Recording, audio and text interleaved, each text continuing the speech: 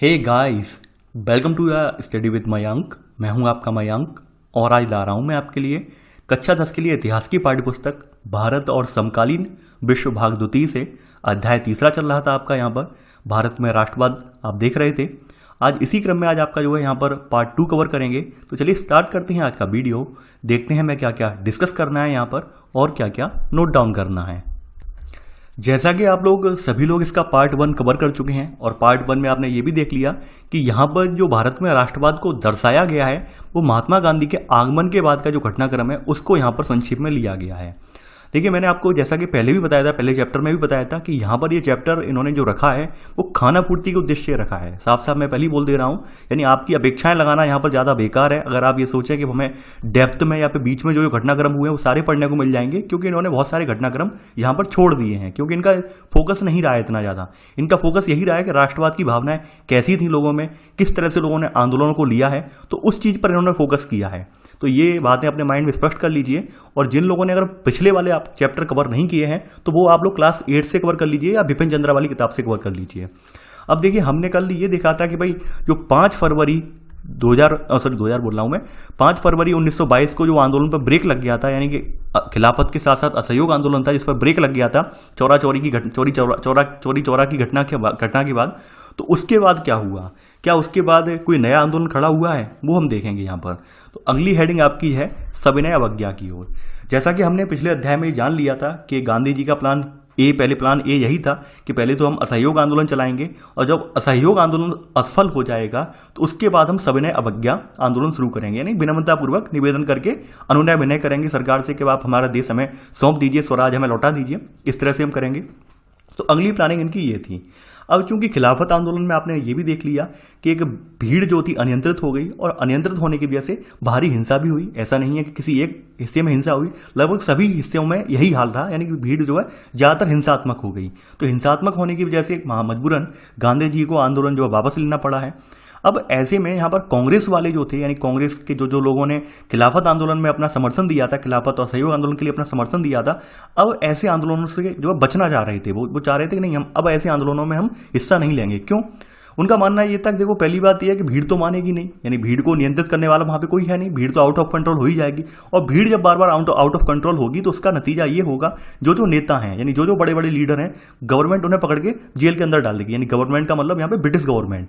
तो यहाँ पर वो लोग इस चीज से बचना चाह रहे थे। वो चाह रहे थे कुछ ऐसी व्यवस्था अपनाई जाए कि जैसे उसी के सिस्टम में रहकर उसकी जो है बुराई करें, यानी अलग से अगर ऐसे बुराई हम करेंगे, ऐसे आंदोलन छेड़ेंगे तो यही होगा, हिंसा होगी। और हिंसा होने पर यह होगा कि ब्रिटिश गवर्नमेंट बहुत ज्यादा एक्टिव हो जाएगी और एक्टिव होने के उपरांत पूरा का पूरा आंदोलन है, पूरी उसके आंदोलन की भूमिका है, वही खत्म कर दी जाएगी। तो कहीं ना कहीं इन लोगों का डर भी सही था।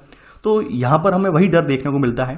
तो कांग्रेस के नेता जो थे वो आपके असहयोग खिलाफत जैसे जो आपके जनसंघर्ष थे उनसे थक चुके थे और इन्होंने फिर ये माना कि जो 1919 के गवर्नमेंट ऑफ इंडिया एक्ट में जो प्रांतीय परिषदों का चुनाव जो प्रांतीय परिषदें गठित की गई हैं, क्यों ना इनके चुनाव में हिस्सा लिया जाए और इन्हीं प्रांतीय परिषदों के चुनाव में हिस्सा लेते हुए ब्रिटिश नीतियों का यहाँ पर हम विरोध करें, यानी कि हम इन्हीं जो परिषदों में का चुनाव है जो है उसमें हिस्सा लेंगे और उसी में रहकर ब्रिटिश नीतियों का विरोध करेंगे, बताएंगे कि भाई ये जो है लोकतांत्रिक संस्थाएं नहीं है। इस तरह से मैंने इनका विरोध भी करेंगे। यानी इन्होंने ये माना कि भाई गवर्नमेंट का जो ढांचा है, गवर्नमेंट का सिस्टम है, उसी में रहकर ही हम गवर्नमेंट की आलोचना करेंगे, हम अलग से कोई आंदोलन नहीं छेड़ेंगे। यानी इन्होंने यहां पर ये माना है। तो पहला पॉइंट आप कुछ इस तरह से लिखेंगे कि कांग्रेस के कुछ नेता असहयोग जैसे जन संघर्षों से थक चुके थे। कांग्रेस के कुछ नेता असहयोग जैसे जन संघर्षों से थक चुके थे। वे 1919 के गवर्नमेंट ऑफ इंडिया एक्ट के तहत प्रांतीय परिषदों के चुनाव में हिस्सा लेकर ब्रिटिश नीतियों का विरोध करना चाहते थे। यानी कि वे 1919 के गवर्नमेंट ऑफ इंडिया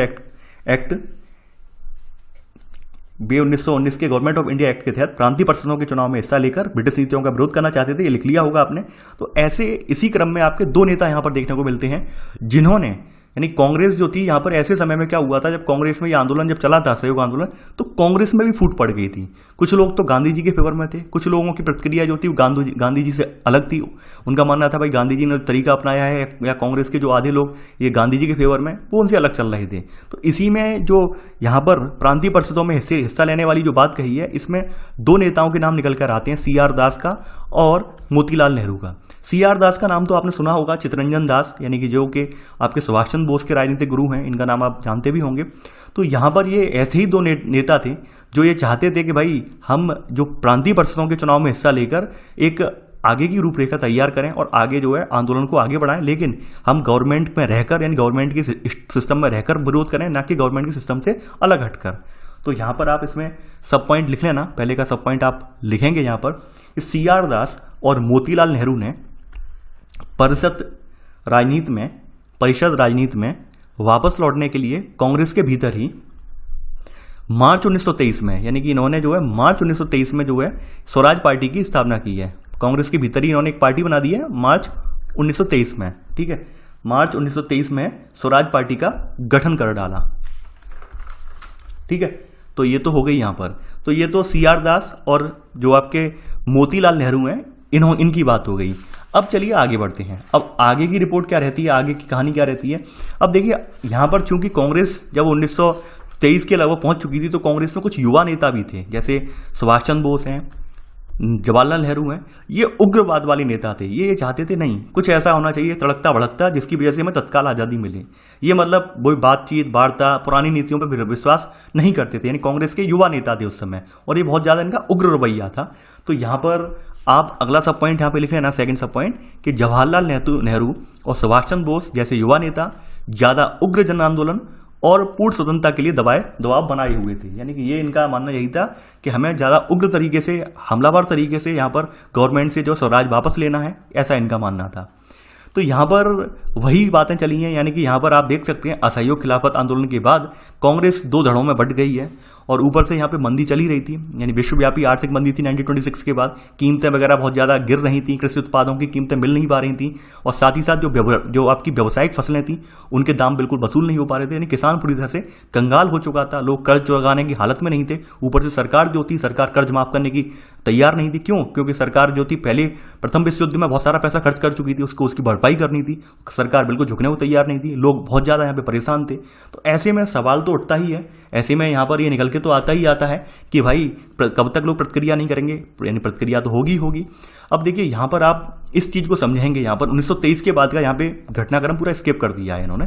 1923 के बाद घटनाक्रम बहुत कुछ हुआ है, लेकिन यहाँ पर स्किप कर दिया गया है। यहाँ पर ये डायरेक्ट साइमन कमीशन पे आ गए हैं, ठीक है, यानी डायरेक्ट ये साइमन कमीशन पे आ गए हैं। आप इतना समझ गए होंगे बीच में गांधी जी गिरफ्तारी हुई क्या नहीं हुआ, वो सारा यहाँ पे घटनाक्रम हटा दिया है। क्या क्या और हुआ वो सब हटा दिया है इन्होंने, साइमन कमीशन पर आ गए हैं।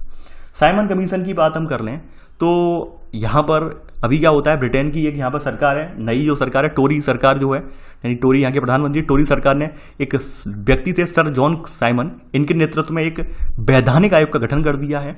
और ये जो वैधानिक आयोग है, इसे भारत में संवैधानिक व्यवस्था की जो है कार्यशैली का अध्ययन करना है, कि भाई संवैधानिक व्यवस्था जो हमने स्थापित करवाई है तो उसका अध्ययन करना है यहाँ पर। तो ये जो हमारे भारत में आता है, लेकिन यहाँ पे कमी ये है कि यहाँ पर कोई भी सदस्य इसका जो है भारतीय नहीं है। यानी कि आप समझ लीजिए कि हमारी संवैधानिक व्यवस्था का अध्ययन करने आएगा, हमारी संवैधानिक व्यवस्था का कार्यशैली का अध्ययन करने आएगा, लेकिन भारतीय यहाँ पर एक भी नहीं है। यानी कि ये भारतीय तो बताएंगे, भारत के रहने वाली तो बताएंगे कि भाई हमारी यहाँ संवैधानिक व्यवस्था जो स्थापित की है वो कैसी है, 1919 जो का कानून, जो गवर्नमेंट ऑफ इंडिया कानून के तहत जो व्यवस्था स्थापित की है वो कैसी है। हमारे भारतीय तो उसका आलोचना करेंगे, उसकी समालोचना करेंगे, उसकी एनालिसिस करेंगे उसका। लेकिन यहाँ पर क्या है, यहाँ पर सारे व्यक्ति अंग्रेज होते हैं। तो इसका एक बहुत जोरदार विरोध होता है, साइमन गो बैक के नारे भी लगते हैं इसके लिए। तो यहाँ पर आगे अगले पॉइंट में आप सेकंड पॉइंट में नोट करेंगे यहाँ पर कि ब्रिटेन की नई टोरी सरकार ने सर जॉन साइमन के नेतृत्व में एक वैधानिक आयोग गठन कर दिया, जिसे भारत में संवैधानिक व्यवस्था की कार्यशैली का अध्ययन करना था, ठीक है, अध्ययन करना था। इसी में सब पॉइंट, इसमें एक भी भारतीय सदस्य नहीं था, सारे अंग्रेज थे। आगे बढ़ते हैं। अब देखिए भाई प्रतिक्रिया होती है 1928 में जब साइमन कमीशन भारत पहुंचा तो उसका स्वागत जो था साइमन गो बैक, यानी साइमन वापस जाओ के नारों से हुआ। ये आपका सेकंड सब पॉइंट है। और आपने पढ़ा भी होगा लाला लाजपत राय के बारे में, जो कि पंजाब के नेता थे, वो इसमें मारे भी गए थे इस विरोध में, ठीक है, लाठीचार्ज में। तो ये सब चीजें आप जानते हैं, ठीक है, यहाँ पर कुछ नया नहीं है, ये सब चीज़ें आप जानते हैं। तो ये विरोध लगभग हो रहा था और इस विरोध में जो थी कांग्रेस और मुस्लिम लीग भी शामिल हो गई थी, वो भी हिस्सा ले रही थी कि भाई साइमन वाला जो है ये चीज़ गलत है, इसमें मतलब ये सब शामिल हो रहे थे। और कहीं ना कहीं सरकार को फिर एंड में थोड़ा झुकना पड़ा है। सरकार ने फिर एक लॉलीपॉप पकड़ाया है, सभी राष्ट्रवादियों को एक लॉलीपॉप देने का प्रयास किया। लॉलीपॉप का मतलब एक प्रलोभन देने का प्रयास किया है कि भाई आप हम ये कर देंगे, डोमिनियन स्टेट बना देंगे। डोमिनियन स्टेट का मतलब क्या होता है? डोमिनियन स्टेट का मतलब ठीक उसी प्रकार से है जैसे आपका अमेरिका का संविधान है। अमेरिका के संविधान में क्या है कि वहां के राज्यों को स्वायत्तता बहुत ज्यादा दे दी गई है, यानी राज्य जो है आपके अमेरिका के तो अंग हैं, लेकिन अपने अपने राज्यों को जो है स्वायत्तता स्वतंत्रता ज्यादा दे दी गई है। तो इनका मानना यह था कि हम आपको डोमिनियन स्टेट बना देंगे, यानी आप रहेंगे तो ब्रिटिश शासन के अधीन, लेकिन आप अपना जो रूल्स रेगुलेशन है, जो कानून वगैरह है, वो आप अपने आप चला सकेंगे, यहाँ पर व्यवस्था प्रशासन अपने आप चला सकेंगे। इस तरह की बात की गई है। तो आप समझ सकते हैं कुछ पल के लिए तो लोग इस बात को लेकर राजी हो गए, लेकिन एक लंबे समय तक ये बात चलने वाली नहीं थी, क्योंकि इनकी मंशाएं अंग्रेजों की जो थी बहुत ज़्यादा खराब थी। तो यहाँ पर वही देखने को हमें मिलेगा। तो यहाँ पर आप अगला पॉइंट आप नोट करेंगे इसी में, यानी आपने सेकंड में 2 सब पॉइंट नोट कर लिए हैं, इसमें नोट करेंगे, ठीक है। इसी में लिख लेना पहले सेकंड सब पॉइंट में कांग्रेस और मुस्लिम लीग यानी सभी पार्टियों ने प्रदर्शनों में हिस्सा लिया है। अब इसी में थर्ड सब पॉइंट कि इस विरोध को शांत करने के लिए जो वायसराय हैं लॉर्ड इरविन, इन्होंने 1929 में भारत के लिए डोमिनियन स्टेट्स का गोलमोल सा ऐलान कर दिया है। यानी गोलमोल का मतलब है कि एक लालच प्रलोभन दे दिया। उन्हें भी मालूम था ये सक्सेस नहीं होगा, ठीक है। तो ये डोमिनियन स्टेट का यहाँ पे ऐलान कर दिया है, ठीक है। अब देखिए यहाँ पर जो जवाहरलाल नेहरू या सुभाष चंद्र बोस जो उस समय कांग्रेस पार्टी के युवा नेता थे, ये तो बिल्कुल एग्री नहीं थे। ये बिल्कुल एग्री नहीं थे, बिल्कुल ये तो यही चाहते थे कि हमें स्वराज मिले, हमें ये सब मतलब नहीं डोमिनियन बना देंगे, ब्रिटेन सरकार के अधीन रहेंगे, हमें ये मंजूर नहीं है, हमें स्वराज मिले। लेकिन जो उदारवादी थे, बिल्कुल उदार रवैये वाले थे, उदारवादी व्यक्ति थे, मध्य मार्गी वाले व्यक्ति थे, वो इस बात पर एग्री हो गए। तो यहाँ पर अगला सब पॉइंट यहाँ सेकेंड का चौथा सब पॉइंट आएगा, यहाँ लिख लेना, उदारवादी और मध्य मार्गी नेता ब्रिटिश डोमिनियन के भीतर ही संवैधानिक व्यवस्था के पक्ष में थे। तो इस बात से नाराज होकर भाई जवाहरलाल नेहरू आगे आते हैं और दिसंबर 1929 में इन्होंने क्या किया है, पूर्ण स्वराज की मांग का एक औपचारिक पत्र निकाल डाला है। कहां पर? लाहौर अधिवेशन में।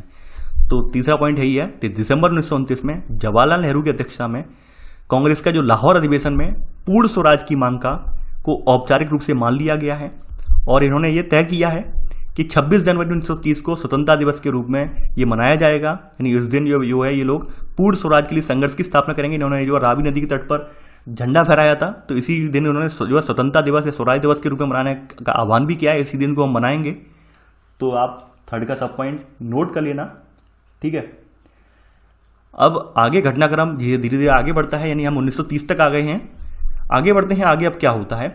अब देखिए जो सब ये बातें हुई थी डोमिनियन स्टेट वगैरह वाली, फिर ऊपर से नेहरू जी ने अपना जो है पूर्ण स्वराज वाला जो मांग का जो औपचारिक रूप से जो है संकल्प ले आए हैं, उसके बाद का घटनाक्रम में क्या होता है, उसके बाद भी जो है स्थिति परिवर्तित नहीं हुई है। उसके बाद आ गई है जो है यहाँ पर जनवरी का एंड हो गया है, यानी कि जहाँ पर आप 1930 की जनवरी का एंड हो गया है। और एंड में फिर क्या होता है कि भाई महात्मा गांधी भी परेशान हो चुके थे इस तरह की बातों से, इस तरह की बातों से। उन्हें भी लगता था कि सरकार मानने वाली नहीं है और हमें फिर से आंदोलन एक खड़ा करना पड़ेगा। उसी समय क्या था कि भाई सरकार ने क्या किया था कि सरकार ने बहुत स्ट्रिक्ट आंदोलन को जो है नियंत्रित करने के लिए, ऊपर से कर वगैरह वसूल करने के लिए, क्योंकि सरकार तो कंगाल हो चुकी थी प्रथम विश्व युद्ध में, तो सरकार को यही लगता था जितना खींच सकते हो यहाँ से, जितना भारत से लूट सकते हो, जितना भारत से पैसा ले जा सकते हो ले लो। तो इन्होंने जो है जो अपनी मूलभूत आवश्यकता वाली वस्तुएं हैं उन सभी पे कर लगा दिया था। यानी कि आपका जो नमक, आप समझ रहे होंगे, नमक जो हमारे आहार का एक अभिन्न अंग है, अभिन्न हिस्सा है नमक पर भी टैक्स लगा हुआ था। अब चूंकि नमक पर टैक्स लगा हुआ है तो गरीब आदमी कम से कम कहते हैं नून रोटी नमक रोटी खा लेंगे, तो नमक रोटी, अब नमक भी यहाँ पे मुश्किल पड़ रहा है, नमक पे भी हमें अच्छा खासा जो कर देना पड़ रहा है, नमक भी बहुत महंगा मिल रहा है, आसानी से नहीं मिल रहा है। तो इसी बात को लेकर जो है गांधी जी ने अपना एक 11 मांगों का एक उल्लेख कर दिया है, 11 मांगों का एक खत पत्र लिख दिया है लॉर्ड इरविन को, तो वो हम देखेंगे। तो अगला पॉइंट आपका यही है, चौथा पॉइंट, कि देश को एकजुट करने के लिए महात्मा गांधी ने 31 जनवरी 1930 को वायसराय लॉर्ड इरविन को पत्र लिखकर 11 मांगों का उल्लेख किया। यानी देश को एकजुट करने के लिए गांधी जी ने क्या किया, 31 जनवरी को वायसराय जो लॉर्ड इरविन है इसको पत्र लिखकर 11 मांगों का उल्लेख किया, ठीक है। और इसमें सबसे महत्वपूर्ण मांग कौन सी थी आपकी? सबसे महत्वपूर्ण मांग जो थी वो यही थी कि नमक कर को खत्म करने के बारे में थी, ताकि जो है गरीब व्यक्ति जो है वो भी खाना खा सके। यही सबसे महत्वपूर्ण मांग थी 11 मांगों में। तो यहां पर आप लिख लेना, इसमें सबसे महत्वपूर्ण मांग नमक कर को खत्म करने के बारे में थी। अब देखिए यहां पर इरविन जो है, इरविन भी हठी व्यक्ति है, इरविन तैयार नहीं है झुकने को, इरविन बिल्कुल तैयार नहीं है, इरविन मानने को तैयार ही नहीं है। तो ऐसे में फिर गांधी जी अकेले चल पड़े हैं। तो यहां पर अगला सब पॉइंट आप लिख लेना, चौथे का सेकंड सब पॉइंट, कि इरविन जो है झुकने को तैयार नहीं थे। फलस्वरूप महात्मा गांधी ने अपने 78 विश्वस्त वॉलंटियर यानी अनुयायी, वॉलंटियर का मतलब ये अनुयायियों के साथ, इसलिए महात्मा गांधी ने, फलस्वरूप महात्मा गांधी ने 12, ऐसे पूरी डेट लिख लेना, 12 मार्च 1930, 12 मार्च 1930 की डेट लिख लेना यहाँ पर 1930, 12 मार्च 1930 को अपने 78 अनुयायियों के साथ नमक यात्रा शुरू कर दी। यानी नमक यात्रा साबरमती में, यानी ऐसे लिख लेना, यानी कि इस तरह से लिख लेना कि फलस्वरूप गांधी ने 12 मार्च 1930 को अपने 78 अनुयायियों के साथ साबरमती आश्रम से जो है यात्रा शुरू कर दी। और यह पदयात्रा 240 मील, यानी यह पदयात्रा 240 मील की दूरी पूरी करके 5 अप्रैल 1930 को, यानी और इस पदयात्रा पर 240 किलोमीटर लिखा है, यहां पर किलोमीटर नहीं है। देखिए यहां भी मिस्टेक है, फिर से बता दे रहा हूं, किलोमीटर नहीं है। नीचे देखिए, नीचे ध्यान दीजिए, 24 दिन तक हर रोज लगभग 10 मील का सफर किया। यानी 24 का गुणा जब 10 में करेंगे तो क्या होगा, 240 हो जाएगा। तो अब यहां पर 240 मील है, किलोमीटर नहीं है, ध्यान रखना, मील है। आप जानते होंगे 1 माइल में कितना किलोमीटर होता है, 1.6 के लगभग होता है। तो ये मील है, ना कि किलोमीटर, ठीक है। ऊपर गलत लिखा हुआ है, ऐसी बहुत सारी गलतियां हैं किताब में। तो ये किताब में जो गलतियां हैं वो मैं आपको बार बार बताते जा रहा हूं, और आप देख भी रहे हैं अपनी आंखों से प्रत्यक्ष रूप से कि वास्तव में गलतियां किताब में हैं। तो यहाँ पर ऐसे करके क्या हुआ है कि भाई ये इन्होंने स्टार्ट कर दी है, तो 78 अनुयायियों के साथ साबरमती आश्रम से शुरू कर दी है। और यहाँ पे लिख लेना, और 240 मील लंबी पदयात्रा को पूरी कर 5 अप्रैल 1930 को गुजरात के समुद्र तट पर स्थित दांडी गांव पहुंचे। देखिए यहां पर एक ध्यान देने वाली बात है, काफी सारी आपकी जो स्टैंडर्ड बुक है वहां पर ये दर्शाया गया है कि महात्मा गांधी जो है 5 अप्रैल को पहुंच गए थे, 5 अप्रैल 1930 को पहुंच गए थे। और 6 अप्रैल को इन्होंने जो है नमक उठाया है। नहीं, नमक उठाने का मतलब ये है कि वहां के समुद्र के पानी को गर्म किया है और नमक बनाया है। लेकिन अक्सर ज्यादातर किताबों में क्या है, कुछ कुछ किताबों में ये दिखाया जाता है कि गांधी जी 6 तारीख को पहुंचे हैं और 6 को ही नमक बनाया है, जबकि पहुंच एक दिन पहले ही गए थे, ठीक है। यानी 5 अप्रैल को पहुंच गए हैं, 6 अप्रैल को इन्होंने जो है एकदम मॉर्निंग में जो है नमक तैयार किया है। ये आपकी स्टैंडर्ड बुक में है आपकी। और ये बात ये कहाँ से उठा के ला रहा हूँ वो भी बता दे रहा हूँ, दृष्टि पब्लिकेशन की बुक में आपको देखने को ये मिल जाएगी लाइन, ठीक है। क्योंकि मैं ये सब इसलिए बातें बता देता हूँ कि काफ़ी सारी बातें क्या है, जो किताबें हैं उनमें ऊपर नीचे दे रखी हैं, यानी एनसीईआरटी में गलत है, स्टैंडर्ड बुक में दे रखी हैं कहीं सही, और इसके लिए मुझे 2-3 बुक का सहारा लेना पड़ता है अब। तो ये बात मैं आपको बता दी। तो आप यहाँ पर लिख लेना, इसी में यहाँ पर उन्होंने 6 अप्रैल का डेट लिया है, 6 अप्रैल को नहीं, 5 को ही पहुंच गए थे दांडी गांव। तो यहाँ पर लिख लेना आप 6 अप्रैल 1930 को, 6 अप्रैल 1930 को गांधी जी नहीं, यानी 6 अप्रैल 1930 को उन्होंने समुद्र का पानी उबालकर नमक बनाना शुरू कर दिया, और यह कानून का उल्लंघन था, यानी नमक वाले कानून का उल्लंघन था। तो ये आपने चौथे का 3rd सब पॉइंट नोट कर लिया है। और ये जो 6 अप्रैल वाली तिथि है, यहीं से इनका सविनय अवज्ञा आंदोलन शुरू हो जाता है। तो आप अब इसी में चौथे का अगला सब पॉइंट आएगा, चौथे का चौथा सब पॉइंट आएगा कि यहीं से सविनय अवज्ञा आंदोलन शुरू होता है। और इस बार का जो सविनय अवज्ञा आंदोलन था, इसकी रूपरेखा चेंज कर दी थी। इस बार लोगों को न केवल अंग्रेजों का सहयोग न करने के लिए, बल्कि औपनिवेशिक कानूनों का उल्लंघन करने के लिए आह्वान किया जाने लगा। यानी कि यहाँ पर जो कहने को सविनय अवज्ञा था कि हाथ जोड़ के हम कहेंगे, अनुनय विनय करेंगे, लेकिन यहाँ पर बिल्कुल उलट स्थिति थी। पहले तो असहयोग की बात कही गई थी, लेकिन अब इन्होंने कहा कि कानूनों का भी उल्लंघन करूँ। तो आप समझ सकते हैं, जैसे जैसे जनता जो है, एक बार तो खिलाफत आंदोलन जो है, सहयोग खिलाफत आंदोलन में जो है यहाँ पे आ चुकी थी, अब दूसरी बार शुरू होता है आंदोलन, तो दूसरी बार भी जनता त्रस्त थी, यानी ऊपर से करों से त्रस्त थी, ऊपर से सरकार शोषण कर रही थी, तो जनता त्रस्त थी। तो इस बार भी जो है अच्छा खासा समर्थन मिला है, अच्छा खासा जो है समर्थन मिला है। काफ़ी सारे विद्रोह हुए हैं, काफ़ी जगह भाई विदेशी कपड़ों की होली जलाई गई, पिकेटिंग की गई, शराबी दुकानों की लगान चुकानों से मना कर दिया है। तो वन जो आरक्षित बने उनमें लोग जो लकड़ी उठाने के लिए घुस पड़े हैं। तो ये सब चीज़ें घटना देखने को मिली हैं। लेकिन यहाँ पर स्थिति कैसे कैसे यहाँ पर विस्फोटक हुई है वो हम देखेंगे। 5 अप्रैल 1930, यानी यहाँ पर लिखा है 5वां पॉइंट आप लेना कि 1930 में, अप्रैल 1930 में जब महात्मा गांधी के साथी जो है ये समर्पित साथी हैं अब्दुल गफ्फार खान, इनको जो है गिरफ्तार कर लिया गया है। तो यहाँ पर गुस्साई भीड़ ने क्या किया है, तो यहाँ पर गुस्साई भीड़ जो है वो सड़कों पर उतर आई है। यहाँ पे ऐसे लिखा है ना कि अप्रैल 1930 में जब महात्मा गांधी के समर्पित साथी अब्दुल गफ्फार खान को गिरफ्तार कर लिया गया तो गुस्साई भीड़ सड़कों पर उतर आई। और इसके बाद क्या हुआ, महात्मा गांधी को भी अरेस्ट कर लिया गया है। तो महात्मा गांधी भी अरेस्ट हो गए हैं। तो यहाँ पर क्या है, यहाँ पे शोलापुर यानी महाराष्ट्र के जो औद्योगिक मजदूर हैं इन्होंने जो है काफ़ी सारा हंगामा किया है, काफ़ी सारी पुलिस चौकियों, नगर पालिका भवनों, इन सब पर हमले करना स्टार्ट कर दिया है। तो यहाँ पर आप 5वें का सेकंड सब पॉइंट लिख लेना कि महात्मा गांधी को यहाँ लिख लेना, महात्मा गांधी की गिरफ्तारी के बाद शोलापुर के औद्योगिक मजदूरों ने पुलिस चौकियों, नगर पालिका भवनों, अदालतों और रेलवे स्टेशनों पर हमले शुरू कर दिए। अब एक बार फिर से हमले शुरू हो गए हैं तो भाई महात्मा गांधी ने फिर से उन्हें लगाया कि अब जो है फिर से यहाँ पर कानून का दमन, यानी कि कानून को दबाने के लिए या फिर आंदोलन को दबाने के लिए सरकार एक्टिव होगी, उससे पहले इन्होंने फिर से इस चीज़ को वापस ले लिया है, यानी अपने सविनय अवज्ञा आंदोलन को वापस ले लिया है। तो यहाँ पर अगला पॉइंट लिख लेना 5वें का थर्ड सब पॉइंट, महात्मा गांधी ने एक बार फिर आंदोलन वापस ले लिया और इसी के साथ जो है 5 मार्च 1931 को उन्होंने इरविन के साथ एक समझौते पर दस्तखत कर दिए। जो आपका वायसराय है तो उनके साथ 5 मार्च 1931 को उन्होंने इरविन के साथ समझौते पर दस्तखत कर दिए, यानी दस्तखत कर लिख लेना केवल। दस्तखत करके ये क्या है, यहाँ पर एक लंदन में गोलमेज सम्मेलन होने वाला था, दूसरा गोलमेज सम्मेलन होने वाला था, तो उसमें जाने के लिए अपनी सहमति इन्होंने व्यक्त कर दी है। तो यहाँ पर ऐसे लिख लेना, ठीक है। आंदोलन वापस ले लिया। 5 मार्च 1931 को उन्होंने इरविन के साथ समझौते पर दस्तखत कर लंदन में होने वाले दूसरे गोलमेज सम्मेलन में हिस्सा लेने पर अपनी सहमति व्यक्त कर दी, यानी कि इन्होंने इस पर साइन कर दिए ट्रीटी पर, ठीक है, संधि पर साइन कर दिए। इसके साथ अपना सविनय अवज्ञा आंदोलन वापस ले लिया है और लंदन में होने वाला दूसरा गोलमेज सम्मेलन है, इस पर हिस्सा लेने पर अपनी सहमति इन्होंने व्यक्त कर दी है कि भाई हम इसमें हिस्सा लेंगे, इसमें अपनी मांगों को रखेंगे।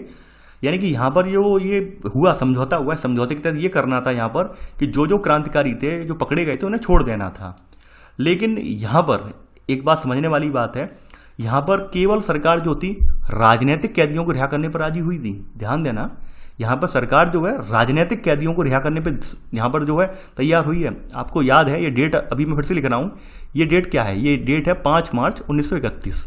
5 मार्च 1931 की डेट है, ये बात आपको मालूम है। और एक डेट और आती है यहाँ पर 23 मार्च 1931 की, यहाँ पर एक डेट और आती है 23 मार्च 1931 की।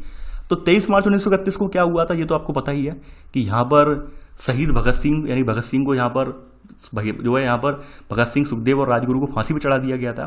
तो इन लोगों को जो फांसी पर चढ़ाया गया था ये वास्तव में उग्र क्रांतिकारी थे, इन्हें छोड़ने के लिए गवर्नमेंट तैयार नहीं हुई थी। इस बात को लेकर बड़ा गहमा गहमी चली है और इस बात को लेकर गांधी जी की जो है जीवन भर आलोचना भी हुई है।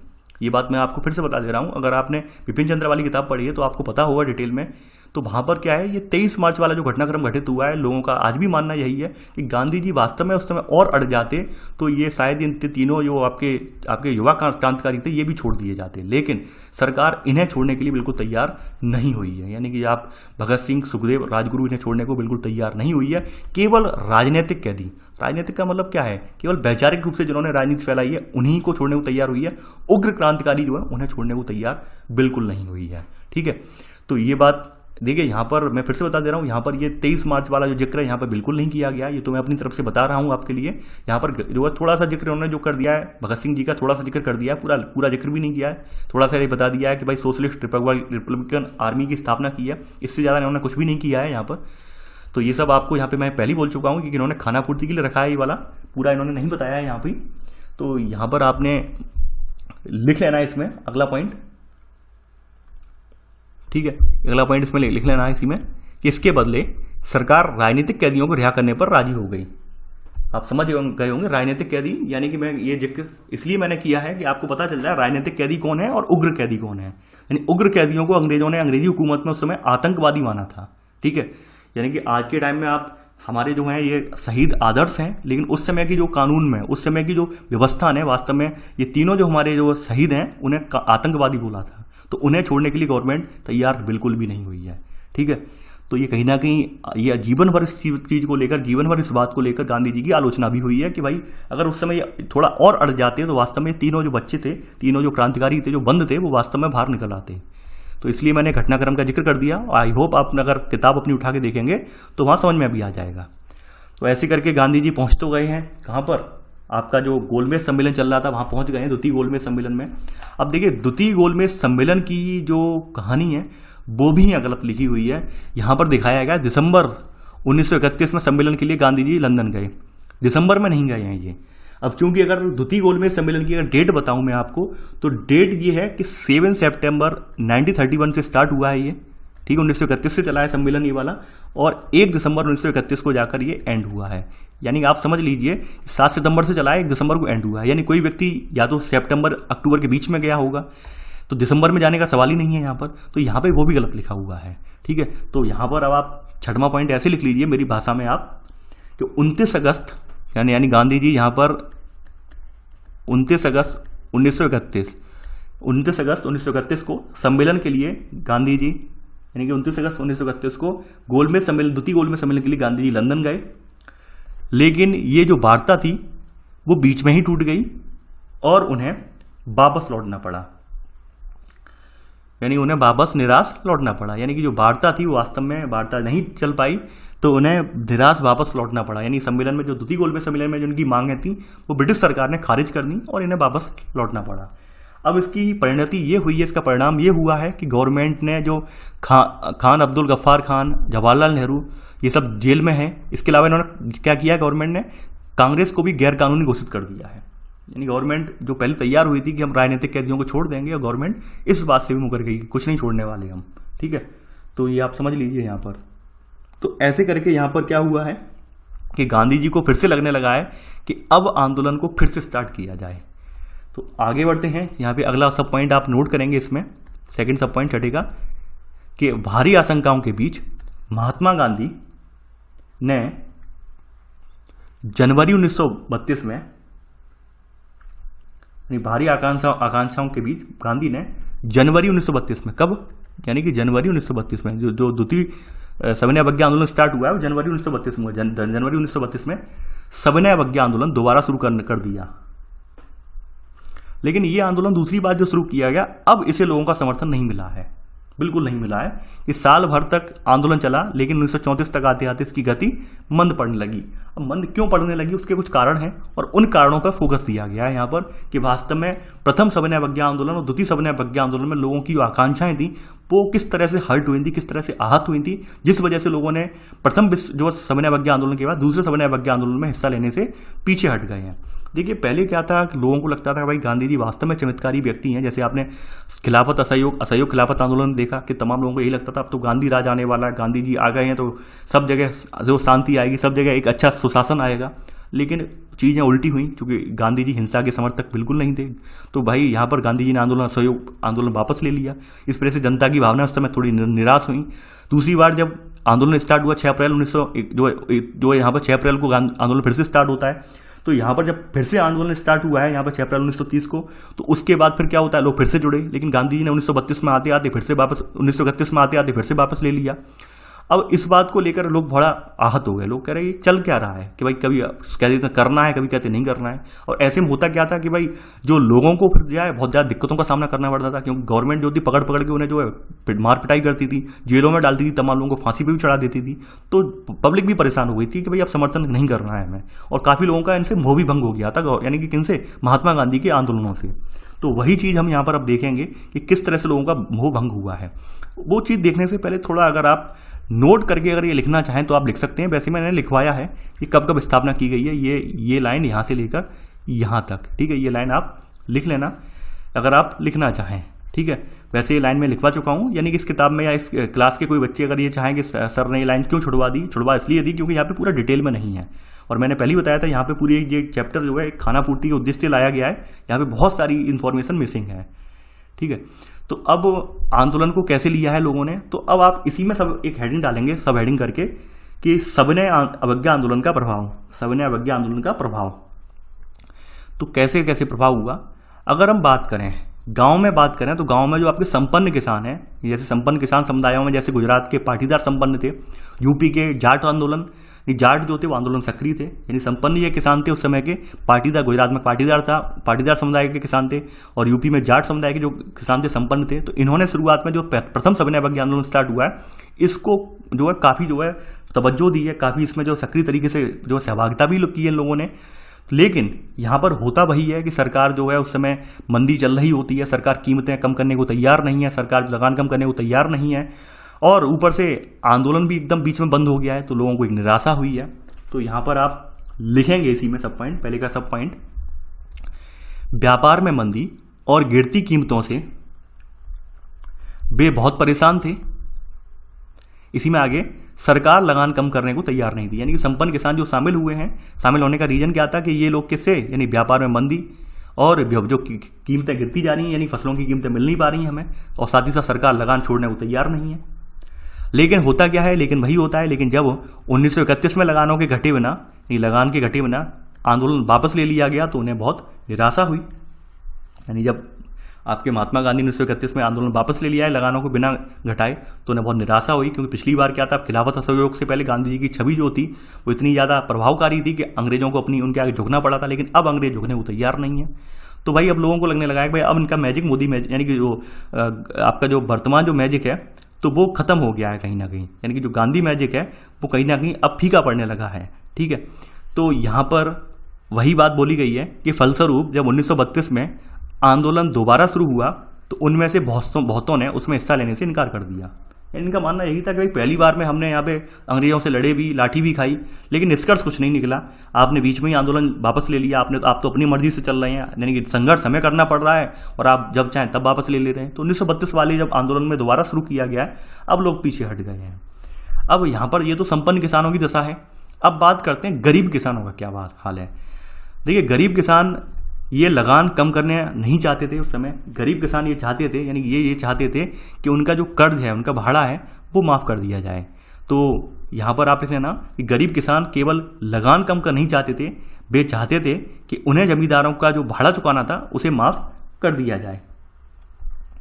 तो इसलिए इन्होंने क्या किया है, इन्होंने जो है रेडिकल, यानी कि एकदम आमूल परिवर्तनवादी बोले जाते हैं, एकदम मारधाड़ करने वाले, तो इसलिए उन्होंने रेडिकल आंदोलनों में हिस्सा लिया, जिनका नेतृत्व समाजवादियों और कम्युनिस्टों के हाथ में होता था।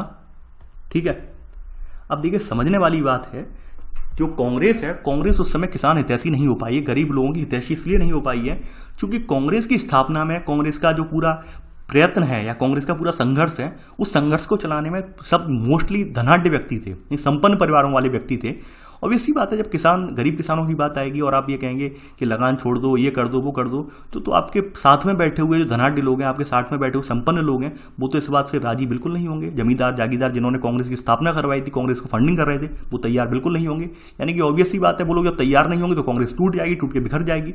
तो ये जो आज़ादी की लड़ाई लड़ने वाला संघर्ष है वो भी हल्का पड़ जाएगा, क्योंकि किसानों में क्षमता थोड़ी ना है इतनी ज़्यादा, कि किसानों में क्षमता थोड़ी ना है कि भाई अंग्रेजों के खिलाफ लड़ सके।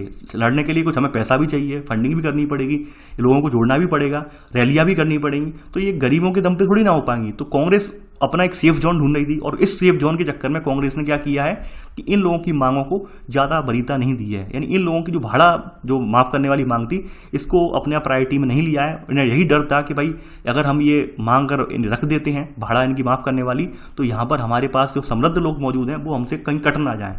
यानी समृद्ध लोग जिन्होंने कांग्रेस की स्थापना करवाई है, कांग्रेस का साथ दिया है, वो कहीं हमसे अलग ना हो जाए। तो इस वजह से कांग्रेस ने इनका साथ नहीं दिया है। तो यहाँ पर आपने लिख लिया होगा सेकंड का पहला सब पॉइंट, और ये पहला ही सब पॉइंट है सेकंड का। अब सेकंड का सेकंड सब पॉइंट अब आप नोट करेंगे यहाँ पर, ये कांग्रेस भाड़ा विरोधी आंदोलन को समर्थन देने में हिचकिचाती थी। इसी कारण गरीब किसानों और कांग्रेस के बीच संबंध अनिश्चित बने रहे। यानी इसी वजह से अगर आप देखेंगे कांग्रेस का जो आंदोलन है या कांग्रेस की जो आंदोलनों की प्रक्रिया है, तो उसमें गरीब किसानों ने हिस्सा ज़्यादा नहीं लिया है। ठीक है, आगे बढ़ते हैं। अब ये तो बात हो गई इनकी, यानी गरीब किसानों की। अब व्यवसायी वर्ग का क्या रुख था। देखिए, व्यवसायी वर्ग अगर देखा जाए तो व्यवसायी वर्ग ज़्यादा घाटे में नहीं था। व्यवसायी वर्ग ने तो अच्छा खासा मुनाफा कमाया था जब प्रथम विश्व युद्ध छिड़ा था।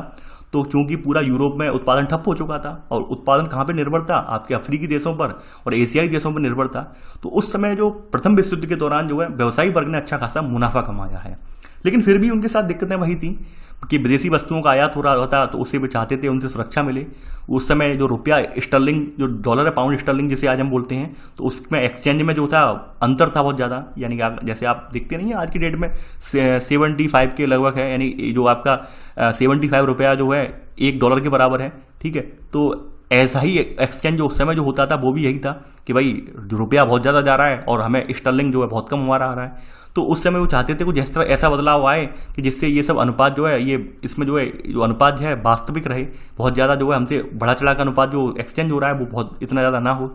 तो ये लोग चाहते थे, यानी व्यवसायी वर्ग इस तरह से कुछ चाहता था।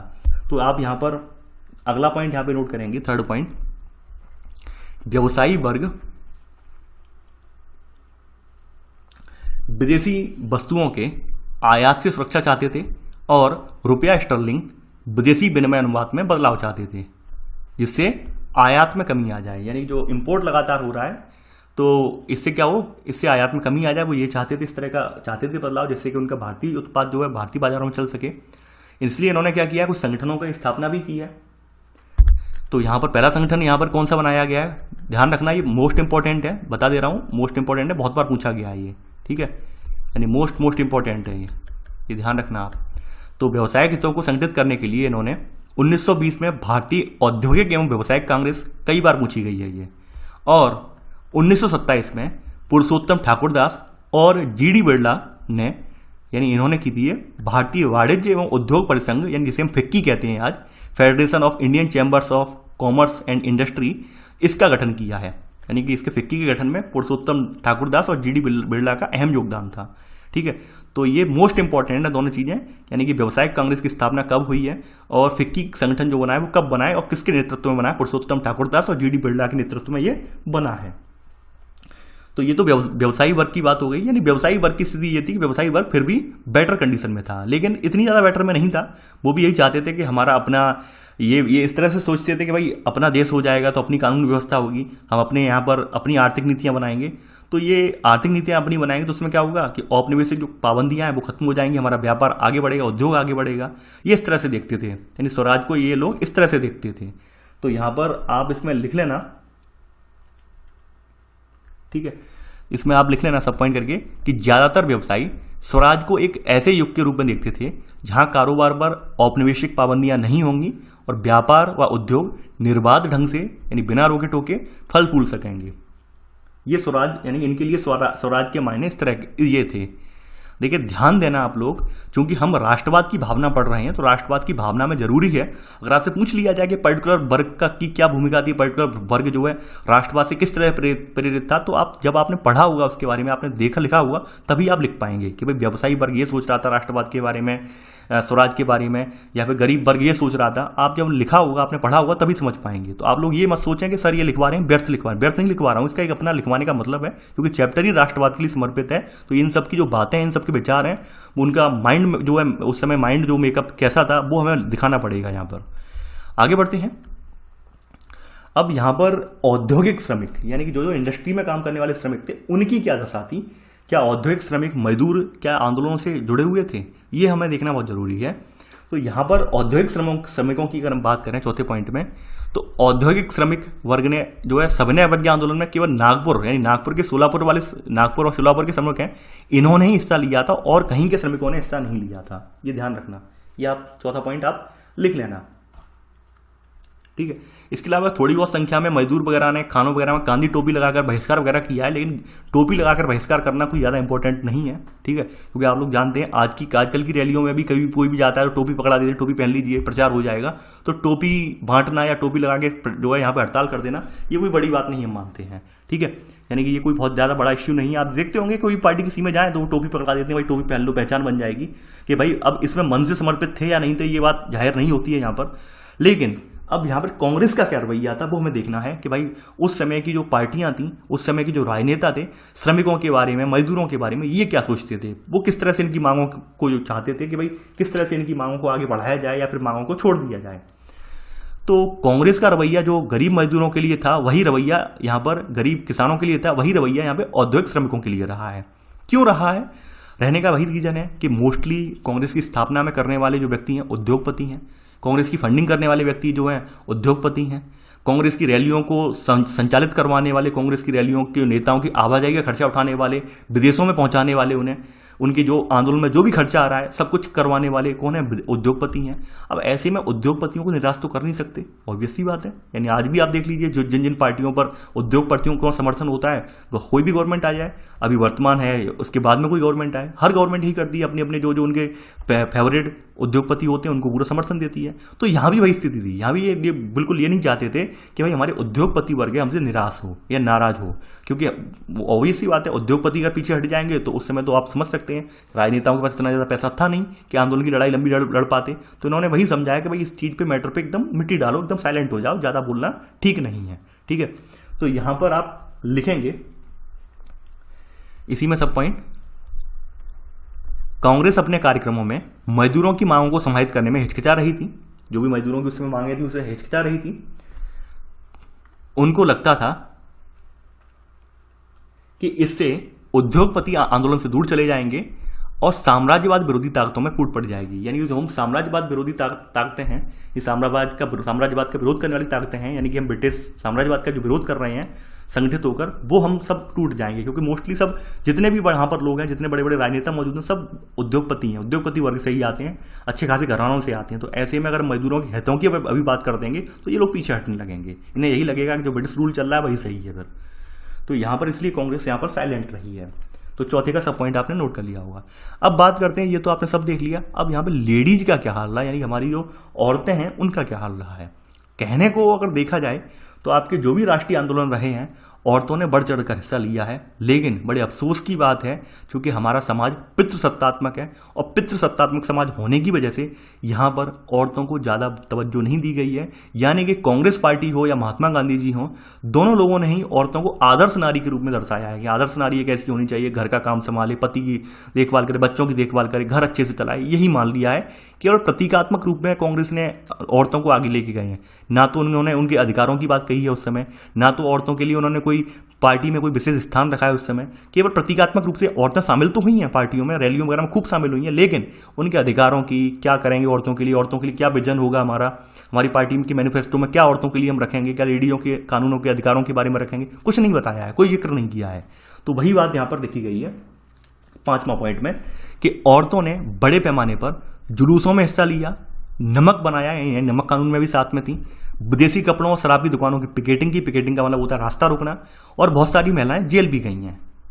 अगर हम इनमें देखें तो यहाँ पर शहरी इलाकों में ज़्यादातर ऊंची जातियों की महिलाएं सक्रिय थीं, जबकि ग्रामीण इलाकों में जो संपन्न किसान परिवार थे उनकी महिलाओं ने आंदोलन में हिस्सा लिया है। ठीक है, अब गांधी जी के विचार भी सुन लीजिए। भाई गांधी जी के क्या विचार थे उस समय औरतों के बारे में। ये देखिए, ये विचार लिखना बहुत इंपॉर्टेंट है, ये विचार लिखना बहुत इंपॉर्टेंट है। अगर आप गलती से ये लिखा है कि गांधी जी चाहते थे औरतें बहुत आधुनिक हो जाएं, हमारी बिल्कुल ऐसी हो जाएं, गांधी जी बिल्कुल पक्षधर नहीं थे इसके, ये ध्यान रखना आप।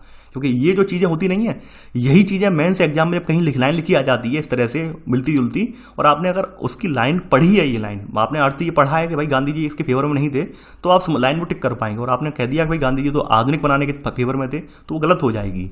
तो यहाँ पर गांधी जी का मानना यही था कि घर चलाना, चूल्हा चौका संभालना, अच्छी माँ अच्छी पत्नी की भूमिकाओं का निर्वाह करना ही औरत का असली कर्तव्य है। यानी कि आप समझ सकते हैं औरतों के आधुनिकता वाले विचारों की या औरतों को आगे ले जाने वाले विचारों के गांधी जी भी समर्थक नहीं है। गांधी जी भी पुराने ढर्रे के ही समर्थक हैं कि हाँ भाई औरतों की स्थिति यही होनी चाहिए आदर्श नारी के रूप में। ठीक है, वहीं कांग्रेस की भी स्थिति अगर देखें तो कांग्रेस ने भी औरतों के लिए ना तो कोई कानून की, ना ही कोई आगे के विजन की कि भाई औरतों को हम किस तरह से आगे भविष्य में देखना चाहते हैं, नहीं, कोई दिलचस्पी नहीं दिखाई है। केवल और केवल प्रतीकात्मक रूप में कि हाँ भाई हमारे यहाँ लेडीजें भी समर्थन कर रही हैं राष्ट्रवाद के आंदोलन को, बस इतना ही दिखाया है उन्होंने। कोई अधिकारों की बात नहीं कही, कोई बड़े पदों पर नहीं पहुंचाया उस समय, ये हमें देखने को मिल रहा है यहाँ पर।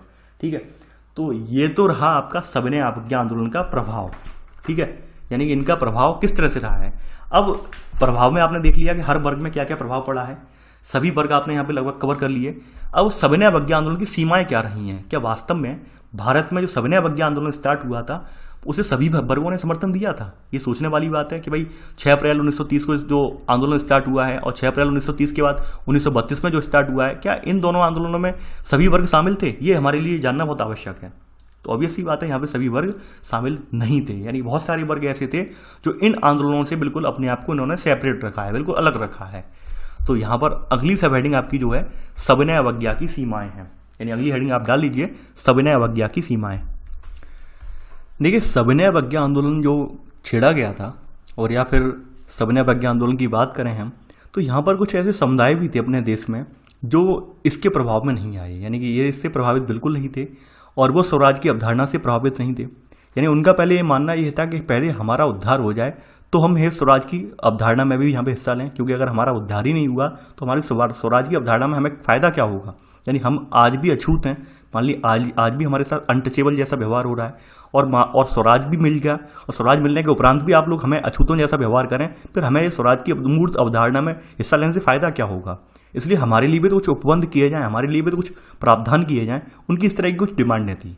तो ऐसे करके यहाँ पर जो अब तक जो अछूत वर्ग था, यानी अनटचेबल वर्ग था, 1930 के बाद यानी 1930 के बाद वो खुद को दलित और उत्पीड़ित कहने लगे।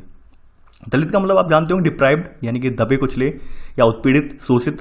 तो ये अपने आप को इस तरह से कहने लगे, यानी जो अनटचेबल वर्ग वाला जो थे लोग, तो वो इस तरह से यहाँ पर निकल कर आए। तो यहाँ पर आप पहला पॉइंट ये लिख लेना यहाँ पर कि 1930 के बाद अछूत यानी कि अनटचेबल, अछूत खुद को दलित या उत्पीड़ित कहने लगे थे। अब यहाँ पर इनके साथ भी वही हुआ है, यहाँ भी कांग्रेस जो है स्टार्टिंग में कांग्रेस ने इस पर ध्यान नहीं दिया है। क्यों नहीं दिया है कि कांग्रेस में जितने भी लोग उस समय स्थापना में थे वो सब सवर्ण हिंदू थे, यानी अपर कास्ट के लोग थे। ऑब्वियस सी बात है, कांग्रेस अगर इन पर ध्यान देती, यानी कि इनके ऊपर ध्यान देने का मतलब था कि इन लोगों में से कुछ लोग नेता बनते। अब नेता बनते तो सवर्ण लोगों के बगल में बैठाना पड़ता उन्हें, तो ये सवर्ण लोगों को उस समय बिल्कुल मंजूर नहीं होता। इसलिए कांग्रेस ने इन पर ध्यान बिल्कुल नहीं दिया। उसे यही लगा कि मान लो अभी इन पर हम ध्यान देने लगेंगे तो ऐसी ध्यान की वजह से तमाम जो सवर्ण लोग हैं, तमाम जो अपर कास्ट वाले लोग हैं, वो हमसे कहीं ना कहीं दूर हो जाएंगे, कट जाएंगे हमारी पार्टी से। तो कांग्रेस ने इन पर शुरुआत में ध्यान नहीं दिया है। लेकिन गांधी जी जब निकल कर आए तो गांधी जी ने छुआछूत खत्म करने की बात कही है, इनके उद्धार की भी बात कही है, अस्पृश्यता जो है यानी कि जो अनटचेबिलिटी उसको खत्म करने की बात कही है। तो ये सब बातें यहाँ पर हुई हैं। तो यहाँ पर आप वन बाई वन करके पहले नोट डाउन करते जाएंगे। पहला पॉइंट तो नोट कर लिया होगा आपने। अगला पॉइंट है कांग्रेस ने यहाँ पर लिख लेना आप कि कांग्रेस ने रूढ़िवादी सवर्ण हिंदू, यानी यहाँ लिख लेना कांग्रेस ने रूढ़िवादी सवर्ण हिंदू सनातन पंथियों से डरकर लंबे समय तक दलितों पर ध्यान नहीं दिया, यानी इनसे डरकर लंबे समय तक दलितों पर ध्यान नहीं दिया। लेकिन बाद में कौन हुए? गांधी जी हुए हैं। तो गांधी ने ऐलान किया कि अस्पृश्यता यानी जिसे हम अनटचेबिलिटी बोलते हैं, छुआछूत बोलते हैं, इसको खत्म किए बिना 100 साल तक भी स्वराज की स्थापना नहीं की जा सकती। यानी गांधी जी का यही मानना था कि जब तक समाज के सारे वर्ग एक साथ नहीं आएंगे हम स्वराज की स्थापना नहीं कर सकते हैं। अब यहाँ पर गांधी जी ने जो दलित या अछूत वर्ग था, अनटचेबल वर्ग था, तो अछूतों को इन्होंने हरिजन का नाम दिया है, हरिजन। तो यहाँ पर आप अगला पॉइंट लिखेंगे, थर्ड पॉइंट नहीं आएगा, शायद सेकंड पॉइंट आएगा, थर्ड ही आएगा, थर्ड सब पॉइंट आएगा यहाँ पर कि लिख लेना उन्होंने अछूतों को हरिजन यानी ईश्वर की संतान बताया। देखिए, आपने अगर डॉक्टर B.R. अम्बेडकर के विचार इस बारे में पढ़े हों तो आप उन्होंने जो है इस बात का बहुत प्रबल विरोध भी किया है। Doctor B.R. अम्बेडकर ने, डॉक्टर B.R. अम्बेडकर का मानना ये था कि आपने इस तरह का हरिजन जो है कहीं ना कहीं हरिजन का नाम देकर इन्हें ईश्वर की संतान नहीं बताया है, बल्कि आपने इनको जो है समाज में एक अलग नाम दे दिया है। समाज में इनको कह सकते हैं, इनकी एक पहचान बना दी है कि हरिजन का मतलब ये अछूत व्यक्ति है। इस तरह से इस बात का विरोध भी बहुत ज़्यादा किया था। Doctor B.R. अम्बेडकर ने एक लंबी टिप्पणी भी की थी महात्मा गांधी की इस तरह की जो व्यवहार पर, या महात्मा गांधी की इस तरह के नामकरण पर एक लंबी टिप्पणी भी की थी और काफ़ी सारी आलोचनाएं भी की हैं। अगर आपको पढ़ने का मौका मिले तो आप पढ़िए इतिहास में। तो ये जो है यहाँ पर नामकरण कर दिया गया है गांधी जी के द्वारा कि भाई अछूत नहीं है, ये हरिजन है, यानी ईश्वर की संतान इन्हें बताया है।